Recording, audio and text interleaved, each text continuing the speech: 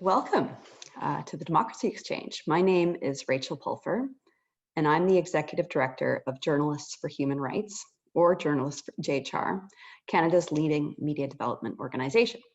JHR works across Africa, the Middle East, and here at home in Canada, training journalists on how to cover human rights issues objectively and effectively. It's a particular honor for me to be here with you all today, introducing a youth leader from South Africa, whom I have had the chance to get to know and work with over the past year. His name is Siyabulela Mandela. He also goes by his clan name, Madiba. Madiba brings both a fundamental positivity and an intellectual honesty to everything he does. He got his start working in the union movement in South Africa, coordinating strikes for the National Health, Education and Allied Workers Union in South Africa. He's done a PhD in international relations, worked in conflict resolution, and then led JHR's program in South Sudan, where we asked him to move to one of the world's most interesting, but also most dangerous countries to lead our program there. He accepted with élan, only to find himself in Juba in the middle of a pandemic, leading and coordinating a pivot to train journalists on how to respond to COVID-19 and how to ensure that communities there could keep themselves safe. All this in a country with only 8 ventilators for 8 million people. Madiba did an excellent job for us in South Sudan, and so much so, we have asked him to take over a regional coordinator role for our current program, fighting misinformation and disinformation on COVID-19 across East and Central Africa, a partnership with Global Affairs Canada. He is young, but he carries himself with an extraordinary legacy, that of his great-grandfather, Nelson Mandela. Madiba is not uncritical of his famous forefather, and you'll hear more about this aspect of his perspective later in this discussion. But in my view, along with his name, Madiba has also inherited from his great-grandfather a capacity for positive leadership towards positive change that is unique and rare. I don't teach leadership. I wouldn't know how to do that if asked. But I know leadership when I meet it. In particular, I look out for that rarest kind of leader, a leader who inspires others to be the best version of themselves while gently guiding people toward a greater goal for a greater good. Madiba has this quality. Later in this session, we will be joined by another person who exudes charismatic leadership, Karen Pigliazi. Karen is an award-winning journalist of Algonquin Italian descent, the former head of news at Aboriginal Peoples Television Network, a Nieman Scholar, and now Ryerson University professor. As well as a woman I am deeply proud to know, work with and call both a friend and a mentor. We'll hear from both of them, discussing the truth and reconciliation processes in both Canada and South Africa in contemporary perspective, implications for media, and what representation versus racism in media implies for inclusive democracy. It's going to be great. But before we get into that, it is my very great honor to introduce to you our session's keynote, Siyabulela Mandela. Thank you very much, Edie, for that kind and candid introduction. And to our audience, I would like to extend my greetings and welcome to this conversation. And for the benefit of the audience, I'm going to give a brief outline of how this keynote address is going to flow. We are going to begin with giving a contextual background of the South African and the Canadian histories insofar as, let me say, insofar as their turbulent, violent, and colonial histories are concerned. And then from there, we're going to move into the conceptualization of what inclusive and democracy is in general. And later on, we're going to conclude with the last segment of my presentation, which is going to touch base on media and democracy. So when we begin with this particular first introductory remarks, permit me to argue to you that for decades, numerous governments, from democratic to authoritarian regimes or even dictatorships, have grappled with the question of diversity and inclusion within their communities. Oftentimes, in their response to the realities of diversity, these governments have adopted various strategies and tactics, many of them adversarial and racial in character. Instead of perceiving diversity as an opportunity to present different views and perspectives on how government should be administered and countries developed, governments have opted to pursue paths that are adversarial and undemocratic. Thus, this tendency has culminated in the mismanagement of diversity, the skewed patterns of economic distribution, and the sharp disparities, which have dire consequences for the community in question, in both in the present and in the future. It is therefore needless to say that the consequences of the apartheid regime in South Africa and the Indian Act in Canada are the challenges that these generations and the generations yet to come will have to battle with. The political ideologies such as these, which were adopted in the past in their attempt to deal with the question of democracy and diversity, has led us into the cycle of violent government, which is evident in both our past and the present. The apartheid system in South Africa derives its foundations from the ideology of white supremacy, racism. However, when one analyzes this kind of political arrangements, one gets to notice that there was an inability from the side of the state to manage the diversity within, and thus opting for an unpopular and diabolical approach in dealing with this kind of diversity. The exclusion of the majority of racial groups in South Africa, which include black people, the coloreds, and the Indian people under the white supremacist apartheid regime, has led to many challenges that confront the country today. If, for instance, you go to South Africa, one of the issues that you're going to notice is that South Africa comes across as a very polarized and racial country, even 26 years since the dawn of a democratic dispensation. The country is battling or grappling with how best to move forward, for there are so many challenges that are facing South Africa today, touch basing on issues of land reforms, which have been taken for a longest time, a snail pace moving towards transformation of society. And in other parts of the African continent, this kind of mismanagement of diversity has led to what one can identify as protracted violent social conflict and gross violations of human rights. I'll give an example, for instance, in South Sudan, where Journalists for Human Rights has worked since 2013 in their project, Strengthening Media, while supporting the peace and development process. The country was engulfed in a civil war, where a country found it difficult to manage its over 200 ethnic groups. This inability to manage diversity and inclusion culminated in violence and war, as it was the strategy that the South Sudanese government opted for in dealing with the question of diversity in that particular country.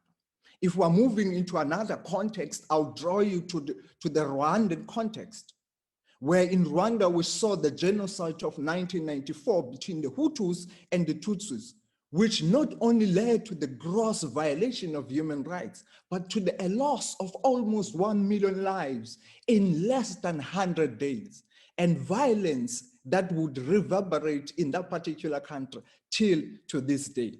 I would even draw you further into the other parts of the African continent, perhaps if we zoom into Nigeria, where the Nigerian government in the north side of the country is battling with Boko Haram.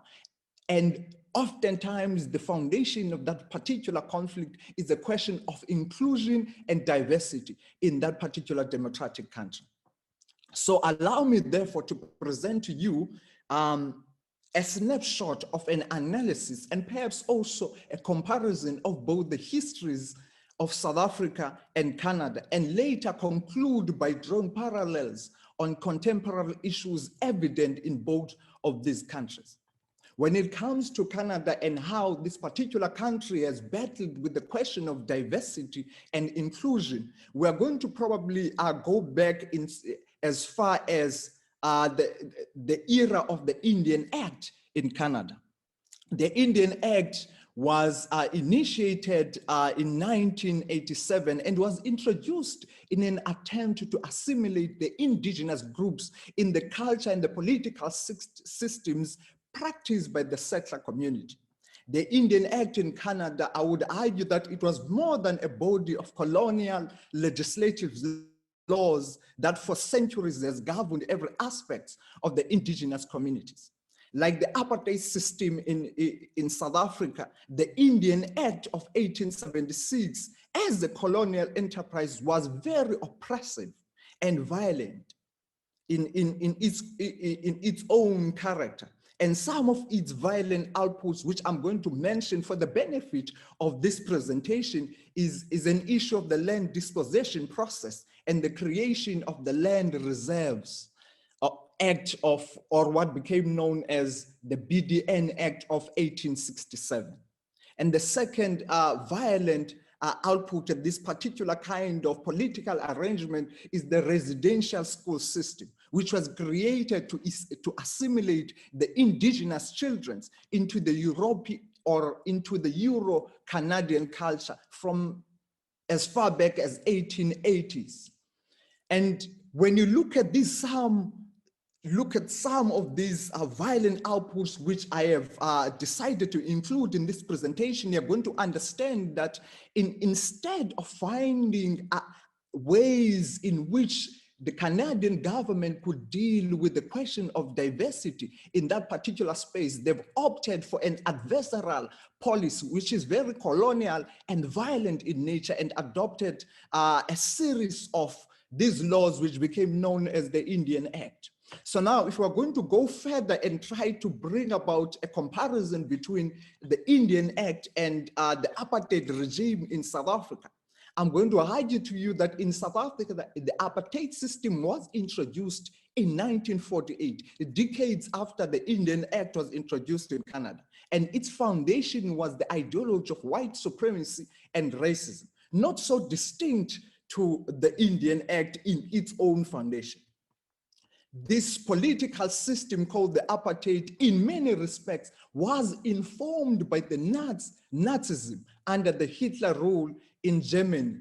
And the Indian Act in Canada provided the blueprint for what became known as apartheid in South Africa. And of course, unlike the Indian Act in Canada, its aspiration was its aspiration was assimilation of the indigenous communities. But rather the apartheid regime had no interest to assimilate the Black majority into the British system, but rather its interest was on segregation of Blacks and whites and advance what became known as separate but yet equal development. The apartheid system was therefore dubbed as separate but equal by the state. However, it was a far cry from an unequal reality of white supremacy state, which was envisioned and realized. Apartheid system therefore cruelly, in its attempt to advance a segregation policy as opposed to the assimilation policy of the Indian Act in Canada, the apartheid cruelly and forcibly separated people while police and the military punished many of those who were in opposition to the apartheid system. Mandela and his generation and many were arrested in their opposition and resistance against this particular kind of a colonial and violent policy. And some of its outputs, which when you put them in sharp contrast, or when you juxtapose them with some of the outputs of the Indian Act, you're going to see a lot of similarities. With the apartheid system, we had in South Africa what became known as the Group Areas Act of 1950, which started the physical separation of the races. We also had the 1913 Land Act and the Bantu Self-Government Act of 1959, which led to land dispossession and the creation of Bantu states for Black people. We also had what became known as Bantu, or the Black Education Act of 1953, which was modeled, by the way, on the Canada's residential school system. Its major provision was enforcing racially separated educational facilities. And the legacy of this kind of an education system called the Bantu education is so prevalent and so evident in the education systems in South Africa. If you look at the education systems in South Africa for Black people, it is a kind of an education system that is so inferior as compared to the education system for white people or the elite class. For instance, me and my colleagues, if you would compare a Black child like myself who went into a rural schools where I attended a class of 120 students in one class taught by one teacher, and one student sharing, in fact, 10 students sharing one textbook, and vis-a-vis my white counterparts who each in their class were about 30, and each in their class were sharing, they each had a textbook. You could easily see the disparities in that kind of education system. If you're looking at the question of the land and how the Black people were pushed back into arid land and the white settlers took over the rest of what we would perceive as land where the economic activities could actually take place. Even today, insofar as issues of residential land, and if you look at the topography or special development of South Africa, all the prime land is in the hands of the white settlers or the white South Africans. And yet the land which we basically can do anything that is far miles and miles away from the means of production, that's where the Black people are, because they were sent in those areas that became known as the Bantu states. And you can call them as, in Canada, the land reserves as they were called, which was the land reserved for the First Nation. So therefore, it is a matter of a historical record that both Canada and South Africa, in their turbulent, violent, and oppressive colonial histories, enjoyed some kind of political romance. This political romance continues even in the contemporary times of these countries. For example, the South African Constitution is based on the Canadian Constitution, though it is more of a progressive realization of human rights than that of the Canadian government. The Canadian Truth and Reconciliation Commission is also modeled on the South African Truth and Reconciliation Commission. However, I will submit some of my critical views on the TRC in both countries at a later stage. So now let's move further in probably discussing democracy and inclusive democracy and what it means in our day and age.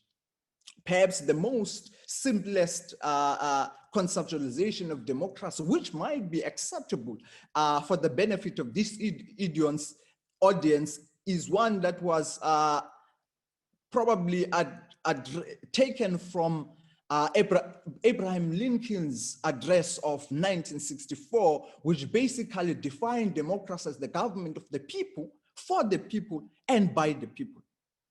And unfortunately, in practice, this is not what democracy is. If anyone would come to me and say government, the existing governments of this day, democratic as we might call them, they are not necessarily government of the people, for the people, by the people. They are the government of the elite or the first class, if you can call it. But amongst the meanings of the word democracy, we can say there are a couple few meanings that are associated with the word democracy, which is democracy is considered as the system of rule by the poor and the disadvantaged. A society based on equal opportunities and individual merit rather than hierarchy and privilege. A system of welfare and redistribution aimed at narrowing inequalities. A system of decision making based on principle of majority rule, or a system of rule that secures the rights and the interest of the minorities by placing checks and balances upon the power of majority. But unfortunately, insofar as the basic tenets of democracy, as I have outlined above, none of the above are embodied by the democratic system as we experience in different parts of the world. If you go to South Africa, you are not going to see a government or a system that is pro-poor and pro-disadvantaged, or a system that seeks to bring about equality in society. It is only a system or a government of the oppressed. It's only a government that sells its soul to the highest bidder. And at least that is the case in South Africa. Hence, we speak about the issues of state capture and how the government sells has sold to the country to the highest bidder. Now, we're probably going to look further into forms of democracy. And there are, of course, two forms of democracy, and that is direct democracy and representative democracy. The former is more based on the direct, unmediated, and continuous participation of citizens in the task of government, while the latter is limited and indirect form of democracy in that participation in government is infrequent and brief and being restricted to the act of voting in every few weeks. But also permit me to submit to you that oftentimes the fact that countries go into election, which is a prerequisite for a democratic state, for every few years is mostly confused as being democratic.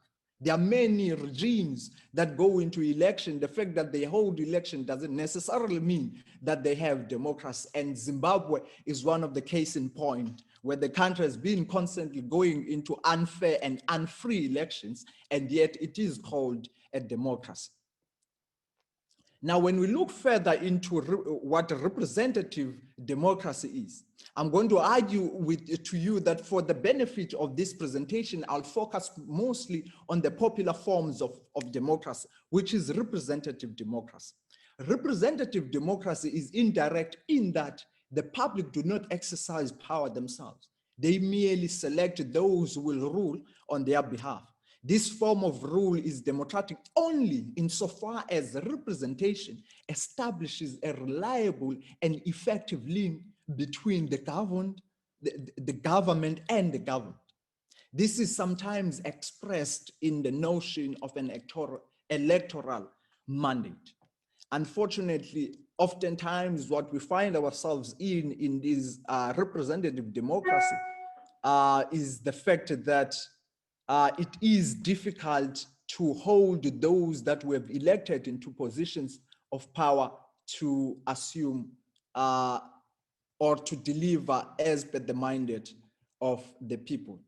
And unfortunately, due to the question of time, we won't be able to go deeper into the question of media and democracy.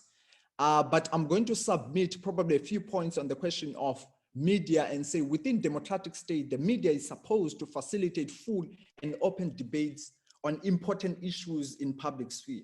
Within these spheres, news media, including broadcast, digital, and print, should help to educate, inform, and facilitate the debate. In doing so, the societal consensus can be reached and can then influence the governmental policy. We're going to engage deeper on what is the role of media in advancing inclusive democracy as we move further into the second segment of this session, which is the panel discussion with my colleagues.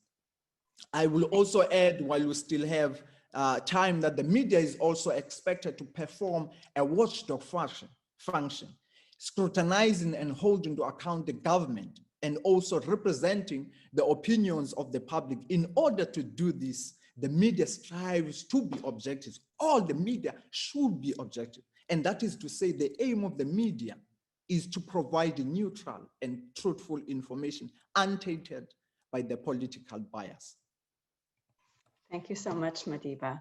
We will be getting into more discussion with Madiba and Karen Pigliazi in about 10 minutes time on these comparative histories, how they've shaped the development of media in each of our countries, and what that implies for whose voices are prioritized and rendered credible, and whose voices are left out of the public conversation, and the implications of that for inclusive democracy. But thank you so much, Madiba. It was fascinating to hear all the parallels between the South African apartheid regime and the Canadian Indian Act, which continues to be the law of the land to this day. And I'm looking forward to engaging with Karen in more depth on these questions and how they relate to media representation, racism, and democracy. Thank you.